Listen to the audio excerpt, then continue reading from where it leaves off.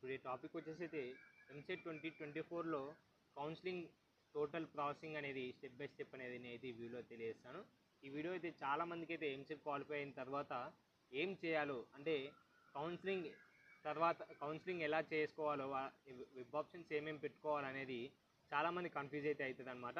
చాలామంది అయితే వాళ్ళ మాటలు వీళ్ళ మాటలు అనేది నమ్మైతే తప్పుగా ప్రాసెస్ అయితే చేయడం అయితే జరుగుతుంది. వాళ్ళకైతే నెక్స్ట్ అనేది కౌన్సిలింగ్ టైంలో చాలా ఇబ్బంది అనేది ఫేస్ చేస్తుంది అనమాట. వాళ్ళ కోసం అయితే ఈ వీడియోని అయితే వాళ్ళైతే ఖచ్చితంగా మీకు కనుక కౌన్సిలింగ్ ఆఫ్టర్ స్టెప్ అయితే తెలియకపోతే మాత్రం ఈ వీడియోని అయితే ఖచ్చితంగా చూడండి అనమాట. స్టెప్ బై స్టెప్ అనేది అయితే నేనైతే ఈ వీడియోలో తెలియజేశాను. ఈ వీడియోని అయితే పూర్తి వరకు అయితే చూడండి.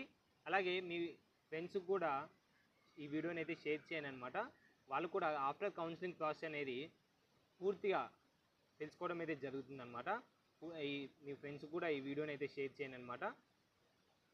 అసలు కౌన్సిలింగ్కి కావాల్సిన సర్టిఫికేట్స్, అంటే కౌన్సిలింగ్ కావాల్సిన సర్టిఫికేట్స్ ఏమేమిటంటే మనకైతే ఈ ర్యాంక్ కార్డ్ అనేది ఖచ్చితంగా కావాలన్నమాట. ఈ ర్యాంక్ కార్డులు అనేది మన డేట్ ఆఫ్ బర్త్ అలాగే మన ర్యాంక్ డీటెయిల్స్, అంటే మన క్వాలిఫై అయినామా కాలేదా, అలాగే మన నేమ్, ఫుల్ నేమ్ అనేది, మన ఫాదర్ నేమ్, మన మదర్ నేమ్ కూడా ఈ ర్యాంక్ కార్డులు అనేది ఉంటుంది అనమాట. ఈ ర్యాంక్ కార్డ్ అనేది ఖచ్చితంగా ర్యాంక్ కార్డ్ అనేది ప్రతి ఒక్కరైతే డౌన్లోడ్ అయితే చేసుకోండి.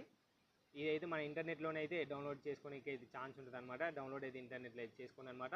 మీ డేట్ ఆఫ్ బర్త్ కనుక మీ ఎంసెట్ లైఫ్ మొత్తం మీ డేట్ ఆఫ్ బర్తే మీ యొక్క పాస్వర్డ్ అనేది. అదైతే మీరైతే డేట్ ఆఫ్ బర్త్ ఎక్కడన్నా మిస్టేక్స్ కనుక ఉన్నట్లయితే మీరైతే చెక్ చేసుకొని ఆ మిస్టేక్స్ అనేది క్లారిఫై అయితే చేసుకోండి అనమాట.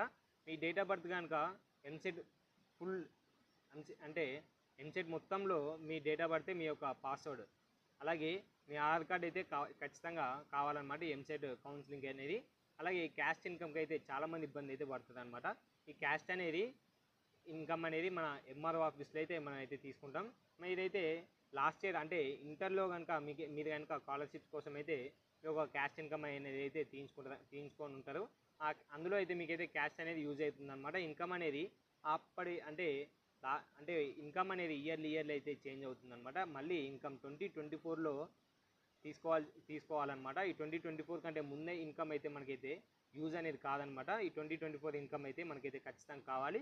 మీరైతే ఈ వీడియో ఇప్పుడు చూస్తున్నట్లయితే ఇప్పుడైతే మీరైతే ఈ వీడియో చూడగానే మీరైతే ఎమ్మటే వెళ్ళైతే ఇన్కమ్ అనేది అయితే అప్లై చేసుకోండి అనమాట.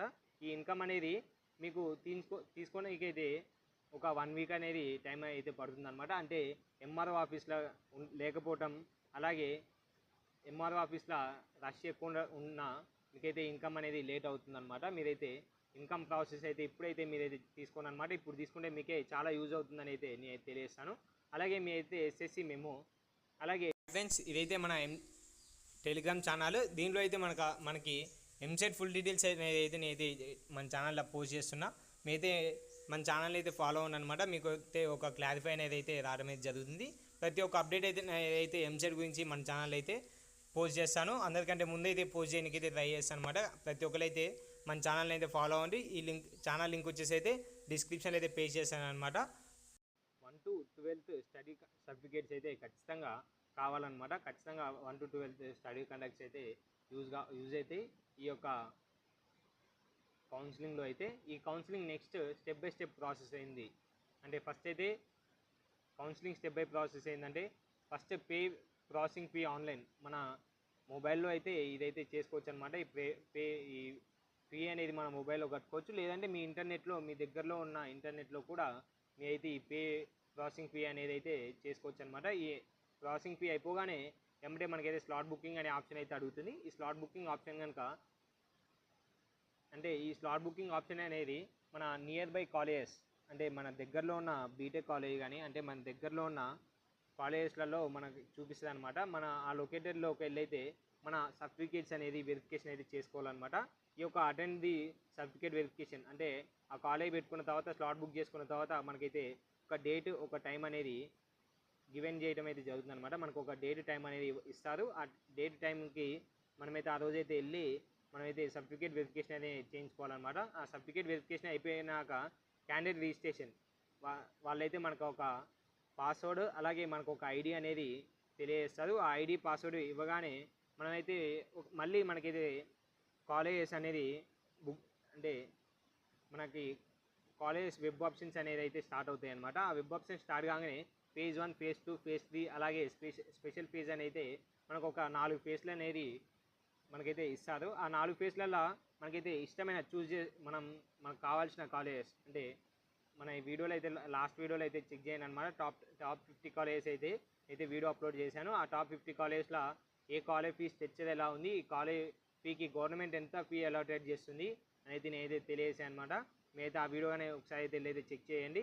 ఆ వీడియోలో మీకు ఈ యొక్క కాలేజ్ గురించి అయితే ఫుల్ క్లారిఫై అయితే వస్తుందన్నమాట. అలాగే ఈ యొక్క నెక్స్ట్ క్యాండిడేట్ రిజిస్ట్రేషన్ అయిపోగానే మనకైతే ఒక ఐడి పాస్వర్డ్ అనేది ఇస్తారు.